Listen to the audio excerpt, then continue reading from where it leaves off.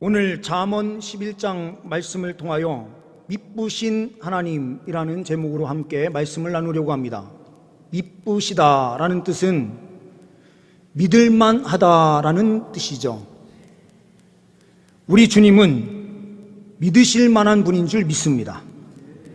거짓이 없으시고 말씀하신 그 모든 것을 100% 이루어 주시는 하나님이시기에 우리는 미쁘신 하나님임을 고백할 수 있게 되는 줄 믿습니다.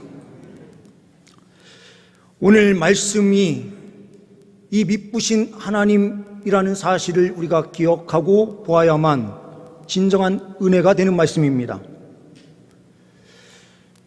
탈무드에 보면 한 유대인이 구제를 할 때에 뒤를 돌아서서 구제를 했다라는 기록이 있습니다. 그 이유는 첫 번째는 구제받는 사람이 누구에게 구제를 받는지를 모르게 하여서 그 구제를 받는 그 과정 속에서 부끄러움을, 그 수치심을 느끼지 않도록 하기 위해서, 또 하나는 그 구제를 하는 자기 자신이 누구에게 구제를 했는지를 모르게 함으로써 돈이 있다고 잘난 체 하는 그러한 삶을 살지 않도록 하기 위함이었다라는 기록이 있습니다. 우리의 구제는 어떠한 구제입니까?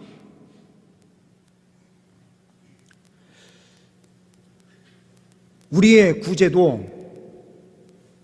우리는 많은 부분을 생각하면서 이 구제의 자리로 나아가야 됩니다. 우리는 모든 것을 하나님께서 주셨으니 하나님께 감사함으로 이 구제 헌금을 드립니다. 그리고 이 구제 헌금을 받는 입장에서는 나는 이것을 받을 수 없어, 부끄러워 라고 생각할 이유가 전혀 없어요. 하나님께서 이 헌금을 통해서 하나님의 손길이 미치고 있음을, 하나님의 풍성한 사랑이 그 한 사람 한 사람에게 임하고 있음을 보여주시는 하나님의 일하심의 손길입니다. 그러니 주는 사람도 사람을 보고 주는 것이 아니라 하나님께 드리는 것이요, 받는 사람도 사람에게 받는 것이 아니라 하나님의 손길을 느끼는 그 순간이니 우리는 이 모든 과정 속에서 모든 사람이 기뻐할 수 있는 시간인 줄 믿습니다. 오늘 본문 말씀을 통하여 우리는 첫 번째로 보게 되는 것은 구제는 하나님의 마음입니다라는 것입니다. 24절 말씀을 보게 되면 흩어 구제하여도 라고 되어 있어요. 흩어서 구제한다라고 하는 것은 그 구제의 폭을 넓힌다라는 뜻이 있습니다. 우리는 우리 공동체, 믿는 사람들끼리만 이라는 생각을 버려야 돼요. 왜 그러냐면 우리만 구원받는 하나님의 사람이 아니라 모든 사람이 하나님의 사랑 가운데 있는 사람들이고 구원받아야 될 존재이기 때문에 그래요. 하나님의 형상을 우리도 가지고 있지만 그들도 하나님의 형상을 가지고 있어요. 그러나 그들은 하나님 앞에 나아갈 수 없는 전적인 타락 가운데 있을 뿐, 우리는 주 성령의 은혜로 새롭게 되어 우리는 주님 앞에 기쁨으로 나아갈 수 있는 하나님의 형상을 회복한 존재로 서 있는 것입니다. 모든 사람들은 하나님의 사랑을 받아야 될 존재들이에요. 요나서 말씀을 보게 되면 아수르 지역, 그 아수르의 수도였던 니느웨를 향하여 하나님의 심판을 선포하기 위하여 요나는 나아가게 돼요. 이제 주님께서 금방 심판하신다, 곧 망하게 될 것이다 선언을 해요. 그런 다음에 그는 니느웨 성이 잘 보이는 그 한 언덕에 올라가서 그것을 내려다보면서 하나님께서 심판하시지 않나 보고 있어요. 그런데 그때에 박농쿨이 하나가 있었는데요, 태양빛이 탁 내려오는데 얼마나 뜨겁습니까? 그런데 이 박농쿨 하나가 탁 있어서, 큰 박농쿨이 있어서 그늘이 탁 지니까 태양빛은 내려오지 않으니 얼마나 좋아요. 그곳에 몸을 딱 숨기고 가만히 쳐다보고 있는데, 아니 이 눈치도 없는 벌레 한 마리가 와서 그 모든 박농쿨을 싹 갉아먹어요. 그러니까 얼마나 뜨겁습니까? 요나가 분을 내면서, 하나님 어떻게 이럴 수 있습니까? 저 니느웨를 빨리 심판을 하셔야 되는데 왜 심판을 안 하시고 계십니까? 나는 이렇게 더운데 있지 않습니까? 막 하면서 짜증을 내는 거예요. 분을 내는 거예요. 그런데 하나님께서는 그 모든 것을 다 그냥 수용하시면서 뭐라고 말씀하십니까? 요나서 4장 10절과 11절 말씀에 이렇게 말씀을 하세요. 여호와께서 이르시되 내가 수고도 아니하였고 재배도 아니하였고 하룻밤에 났다가 하룻밤에 말라버린 이 박농쿨을 아꼈거든. 하물며 이 큰 성읍 니느웨에는 좌우를 분별하지 못하는 자가 12만여 명이요 가축도 많이 있나니 내가 어찌 아끼지 아니하겠느냐. 사람만 하더라도 12만 명이 넘는 사람이 그 니느웨 성에 살고 있고요, 그곳에 많은 가축도 있는데 어떻게 그들에게 하나님께서 심판을 단행하시겠느냐, 이렇게 말씀하시는 거예요. 링컨 대통령이 하루는 바깥에서 행사를 마치고 마차를 타고 이제 들어오는 길이었습니다.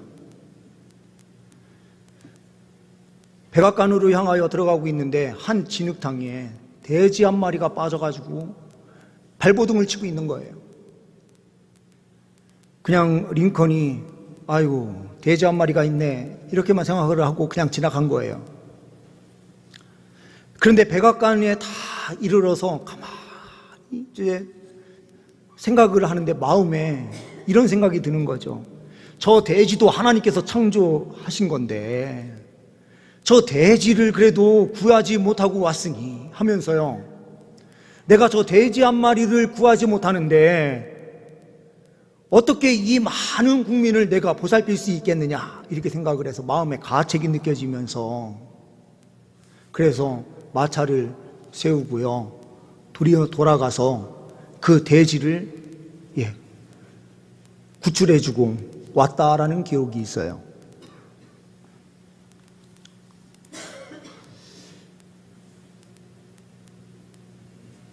돼지 한 마리를 향한 그 마음이 있는 사람이 진정으로 또한 사람을 사랑할 수 있죠. 우리도 마찬가지예요.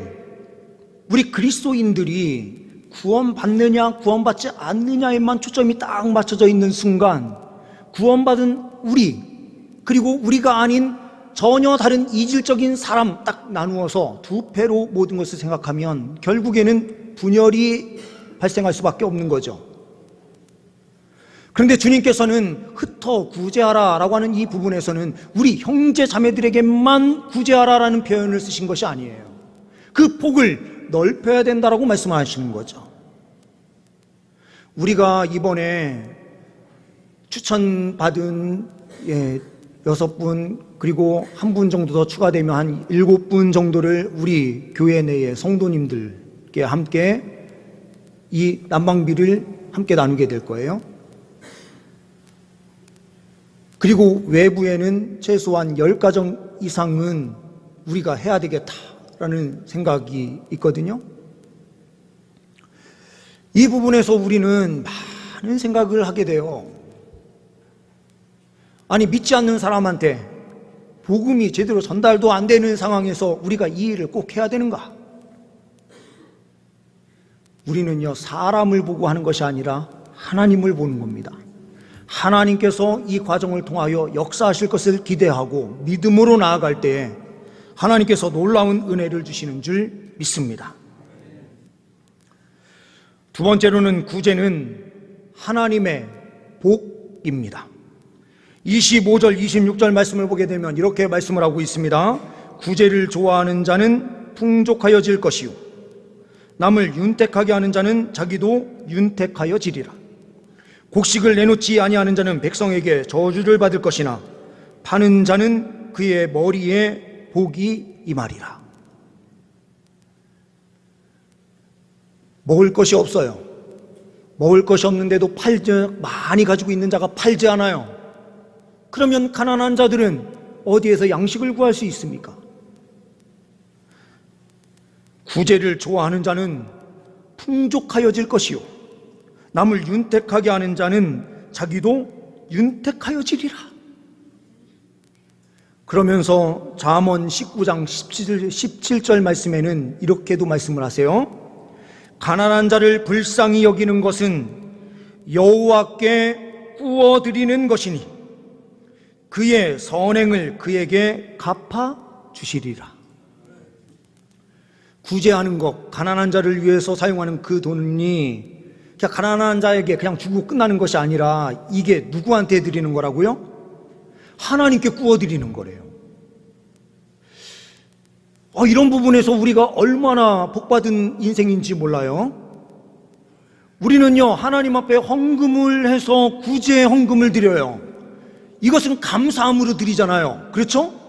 그것으로도 충분한데 하나님께서는요, 그 헌금을 어떻게 받아주신다고요? 가난한 자에게 우리가 집행을 하고 사용할 때에 이것은 하나님께 구워드리게 되는 거래요.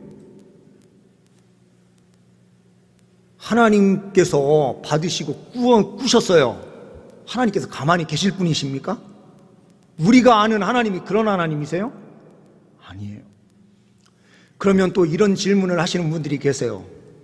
아니, 세상 사람들도 많이 구제하고 또 세상 사람들은요, 아껴 쓰고 절약해가지고 좋은 아파트 사고 잘 먹고 잘 사는데, 아니 우리 그리스도인들은 아껴서 그것을 구제하는 데 쓰고 하나님 나라를 위해서 드리는데 우리의 삶은 오늘 말씀대로 윤택한 삶이 하나도 없는 것처럼 보이는데 이 말씀이 맞는 겁니까? 라는 질문을 하시는 분들이 계세요.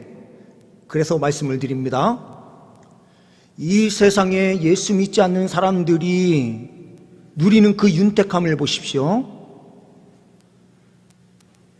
자기들이요, 열심히 아껴서 좋은 아파트 사고 좋은 차 끌고 다니고 진짜 풍요로운 삶을 살아요. 그 윤택함은 거기까지기예요. 거기까지 딱 누리는 삶이에요. 근데 그리스도인들은 어떤 삶이 있느냐? 우리는요, 때로는 이 세상에서는 윤택함을 주시지 않은 것처럼 보일 때가 있는데 우리는 이 세상으로 끝이 아니라요, 하나님의 영원한 윤택함이 예비되어 있는 거예요. 우리는 세상 사람들과 사는 방식이 똑같지 않아요. 하나님의 약속의 말씀이 있고 그 말씀이 이루어지는 삶이 있어요. 그러니 우리는 세상 사람들과 똑같은 방식으로 사는 사람이 아니니 그 사람들과 비교할 필요도 없고 그 사람들과 비교해서 우리는 왜 더 없어? 라고 생각할 이유도 전혀 없는 거예요. 그리고 그리스도인들 가운데에서 하나님께서 물질의 복도 주시고 하나님께서 복을 주셔서 많은 윤택함을 누린다면 그것은 한 사람 개인, 그 한 사람을 위하여 그 윤택함을 너 혼자 누려라 라고 주신 것이 아니에요. 그 윤택함을 이웃과 함께 나누고 가난하고 연약한 자들을 돌보는 일에 함께 그 윤택함을 사용하도록 우리에게 맡겨주신 거예요. 우리는 이 사실을 잊어서는 안 되는 것입니다. 하나님께서 그리스도인들에게 놀라운 은혜의 복을 예비해 주고 계세요. 중국 정국 시대 제나라 맹상군이라는 사람이 있었습니다. 이 맹상군은 후세 사람들로부터 멋진 인생을 산 사람으로 기억이 되는데요. 그 이유가 뭐냐? 이 사람이 제 나라의 정승으로 있게 되는데 얼마나 돈이 많습니까? 식솔만 하더라도 3,000명. 그런데 그 정승에서 이 정승으로 있는데 어느 한 해는 가뭄이 들어서 집안에 먹을 것이 제대로 없는 거예요. 그래서 저 남쪽 지역인 설지방, 자기가 땅을 많이 가지고 있는 저 남부 지역 쪽으로 사람을 한 명 보내요. 그 이름은 풍환이라는 종이었습니다. 이 청지기를 보내면서 임무를 잘 완수해 오라. 그런데 이 풍환이 그러면 주인님 돌아올 때는 뭘 가지고 꼭 사가지고 와야 될 게 뭐가 있습니까? 이렇게 물어봤어요. 우리 집에는 없는 게 없으니 우리 집에 없는 거면 아무거나 사와라. 이렇게 이야기를 하고요. 돌아올 때 곡식을 꼭 가지고 오도록 명령을 했어요. 근데 그 남부 지역 쪽에 내려가서 보니 거기도 가뭄이 들어가지고요. 너무 힘든 상황 가운데 있는 거예요. 그래서 이 풍안이라고 하는 그 청지기 그 사람이 모든 빚을 다 탕감해 준 거예요. 맹상군 이름으로 다 탕감을 해줘요. 근데 그곳에 있는 양식 조금 있는 거를 가지고 올라와서 이 사람들이 가뭄을 지내게 되는데 이 맹상군 이 사람이 기분이 너무 안 좋은 거예요. 가지고 그 밑에 내려가서 뭔가 좋은 거 사가지고 우리 집안에 없는 거 사가지고 와라 이렇게 이야기를 했는데 이 사람이 돌아와서 보고하는 내용이 뭐냐면요. 주인님, 제가 이 집에 가만히 보니 모든 게 다 있는데 없는 게 딱 하나 있습니다. 의가 없습니다. 그러니 그 의를 베푸는 삶을 살 수 있도록 제가 엄청난 값을 들여서 그 의를 사가지고 왔습니다. 이렇게 이야기를 한 거예요. 속이 터지는데 정권을 줘가지고 보냈으니 뭐라고 말도 못하고 그랬어요. 근데 조금 시간이 지나서 그 제 나라의 정승 자리에서 정치적으로 탁 무너지면서 이 가정이 완전히 파탄나게 돼요. 식솔들은 여기저기 다 흩어져 살게 되는데 맹상군이 어디로 가야 되나 할 때에 이 풍안이라고 하는 부하가 맹상군님 우리 설지방으로 가시죠. 간 거예요. 내려갔더니 어떻게 되겠습니까? 사람들이 환영을 하면서 그 사람을 맞이하는 거예요. 그 사람의 정치 기반은 그 설지방이 돼서 새로운 정치 세력을 만들었다라는 내용입니다. 사람한테도요, 하나님의 이름이 없고 하나님의 영광을 위한 길이 아니더라도요, 구제하는 일을 베풀고 어려울 때 함께 나누면은 나중에 어려움을 당할 때 도움을 받게 돼요. 그런데 전능하신 하나님께서 우리에게 무엇을 약속하시고 계세요? 우리 전능한 하나님께서는 그 윤택함을 함께 나누게 되면 너도 윤택하게 될 거야. 하나님의 약속의 말씀은 조금도 어긋남이 없어요. 하나님, 그 하나님을 미쁘신 주님으로 믿는다면, 정말 믿을 만한 분으로 우리가 신뢰하면서 달려간다면 우리는 하나님 말씀을 그대로 실천하고 행해야 되는 줄 믿습니다. 세 번째로는 구제는 하나님의 선, 기쁨입니다. 27절 말씀을 보니 이렇게 말씀을 해요. 선을 간절히 구하는 자는 은총을 얻으려니와 악을 더듬어 찾는 자에게는 악이 임하리라. 이것을 현대어 성경으로 보게 되면요, 선을 간절히 구하는 자는 은총을 얻는다는 게 무슨 뜻입니까? 옳은 일만 하려고 온 힘을 기울여 애쓰면 하나님이 기뻐하신다라는 거예요. 옳은 일이 뭡니까? 하나님 말씀대로 행하는 삶이죠. 준비된 PPT 내용 하나 보시면서 말씀을 계속 보겠습니다. 존 칼훈이라는 미국의 국립정신건강연구소 생태학자였던 한 사람이 1968년부터 한 5년 정도 사이에 실험을 하거든요. 이게 여러 차례 실험을 했는데 이게 몇 차 실험인지는 명확하게는 알 수는 없어요. 그런데 이 지에게 에덴 동산을 만들어 준 겁니다. 유토피아. 먹을 것이 무한정으로 제공돼요. 그리고 그 넓이는 가로 세로 2.7m이기 때문에 지가 그 안에서 살 수 있다면 몇 마리까지 살 수 있냐면 3,840마리까지 살 수 있는 곳이에요. 여기가요. 지를 이 유토피아에 넣어주면서 물, 먹을 거 다 제공해 주는데 여기에다가 8마리, 4쌍을 집어넣어 준 거예요. 그랬더니 번식을 참 잘하는데 2,200마리까지 번식을 쭉 해요. 그런데 2,200마리가 지나는 순간 어떤 일들이 생기는가? 그 안에 이미 힘센 지와 힘없는 지가 나눠지는 거예요. 힘센 지가 많은 땅을 차지해요. 부자지예요, 한마디로. 가난한 지, 힘없는 지들은요, 구석에 가서 몰려서 살게 되는데 먹을 것이 충분해요. 먹을 것이 부족한 게 아니에요.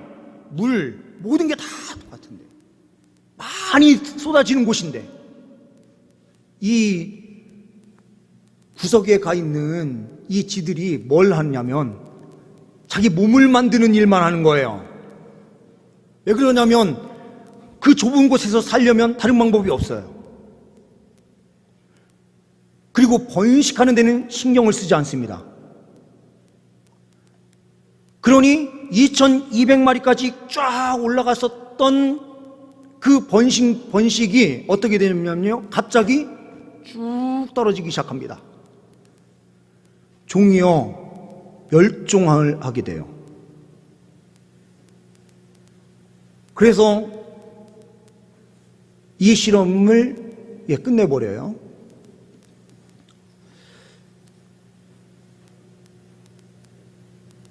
우리는 동물하고 다르잖아요. 사람이 생각이 있고 다르잖아요. 그러니 지와 같은 결과가 나오지 않겠죠 라고 말을 하는데요, 이게 문제가 뭐냐면요, 가난한 지들이 너무나도 고통스럽잖아요. 이 고통스러움의 현실이 부자지들한테도 악영향을 주는 거예요. 사회가 행복한 사회가 아니라 힘든 사회인 거를 부자들도 느끼게 되는 거예요. 아니, 잘 먹고 부유하면 부자지들은 잘 살아야 되는데 그렇지 않더라는 거예요. 같이 번식을 하지 않고 자기 것만 챙기고 자기 일만 하다가 그렇게 지들이 죽어가더라는 거죠.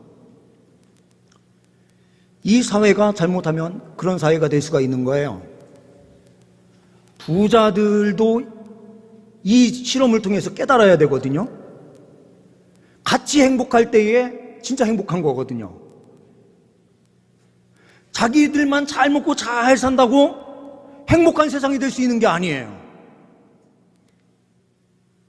이런 측면에서요, 우리 공동체가 좀 기뻐하는 공동체가 됐으면 좋겠다라는 생각을 해요. 저도 말씀을 이렇게 깊이 보면 우리가 얼마나 큰 죄인 중에 죄인입니까? 그렇죠? 그리고 이 사회는요, 죄인 중에 죄인이고 죄인들의 사회이기 때문에 사회는 타락됐다 이렇게 보니까 우리가요, 자꾸 이 세상을 바라보는 관점이 비관론적인 관점으로 모든 걸 자꾸 보고요, 사람을 믿지 않는 성향들이 우리 안에 너무나도 커요. 믿었다가 무슨 일을 당할지 모른다 이런 생각이 있으니까요. 가장 비판적으로 보는 사람이 누구냐면 저는 저 같은 사람이라고 생각해요. 하나님의 말씀을 보면은요, 인간을 어떻게 믿어요? 믿을 수가 없어요. 그렇죠? 아니, 조금 하나님께서 구원해 주시면은 어떻게 됩니까? 또 교만해져 가지고요. 금방 우상 숭배하면서 달려가고, 금방 교만해져서 하나님의 뜻을 이루지 못하는 길로 달려가는 그 존재들이 우리 인간이 있잖아요. 우리들은 뭐 별반 다를 거 없어요. 우리도 똑같아요.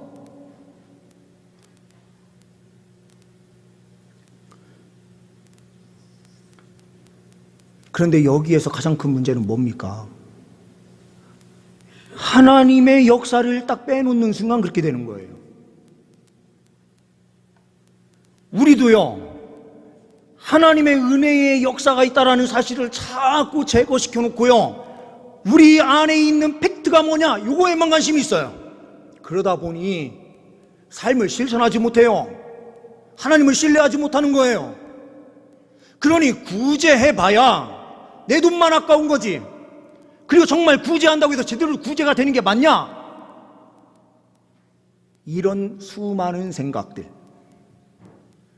아니, 그 중에 부자인 사람들한테도 이런 게 다 돌아갈 텐데, 부자한테 돌아가는 돈이 있어도요, 가난한 거고 연약한 사람들한테 돌아가는 조금이라도 있으면 우리는요, 그 자리에 더 헌신해야 되는 거예요.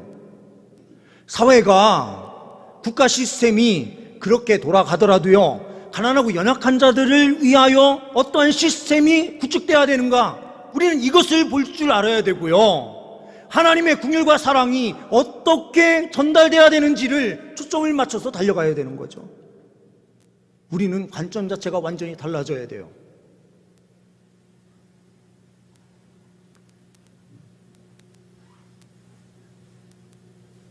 저는 공산주의와 사회주의는 완전히 다르다고 생각해요. 사회주의는 복지가 강화되는 나라, 강화되는 것을 이야기하는 것이고요. 공산당은요, 이건 완전히 유물론 사상으로 완전히 잘못된 거예요. 하나님의 말씀의 관점에서 함께 나누고 함께 세워가자라고 하는 부분에서는 어떻게 보면 이것이 하나님 나라의 소망, 그것을 보여주는 한 개념이기는 한데, 문제는 우리 인간들이 다 죄인이다 보니 이론적으로는 맞는데 삶에서는 그것이 실천되는 사회가 없는 거예요. 그러면 이것을 함께 실천하고 행할 수 있는 단체가 어디입니까? 교회 공동체밖에 없는 거예요. 왜냐하면 성령의 은혜가 있어야만 우리가 희생할 수 있고요, 내줄 수 있는 거죠. 누가 이것을 내줄 수 있습니까? 세상의 이론을 가지고는요, 아무리 무엇을 해도 아무것도 안 돼요. 제대로 될 수가 없어요. 100%라는 것은 있을 수도 없어요. 주님의 공동체만이 분명하게 할 수 있는 겁니다. 주님의 공동체가 제대로 하려면 저도 깨어 있어야 되고요, 우리 장로님들도 깨어 있어야 되고요, 우리 모든 구성원들이 깨어 있어서 하나님의 말씀의 실천의 삶이 무엇인지를 정확하게 볼 수 있어야 되는 거예요. 우리는 세상의 이론, 세상의 이념에 의하여 잘못된 길을 걸어갈 때가 너무나 많아요.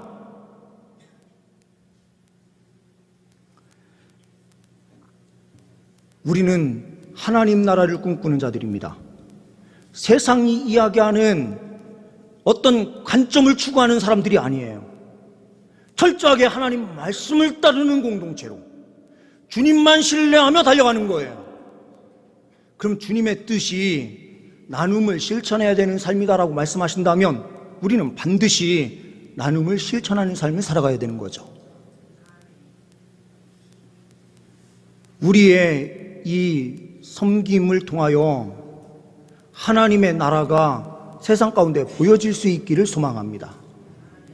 우리 성도님들의 삶에 하나님께서 반드시 윤택함을 주시고 놀라운 은혜로 함께하여 주실 줄 믿습니다.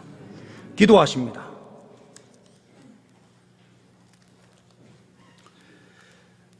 하나님 아버지, 구제는 하나님의 마음임을 우리가 늘 항상 깊이 깨닫게 하여 주옵소서. 구제는 하나님의 약속대로 반드시 복이 있음을 확신하며 달려가게 하옵소서. 주님, 우리가 늘 항상 선을 이루는 옳은 길로 달려갈 수 있는 능력의 백성들 다 되게 하옵소서. 주님께 감사 영광 올려드리오며 우리 주 예수 그리스도의 이름으로 기도하옵나이다. 아멘.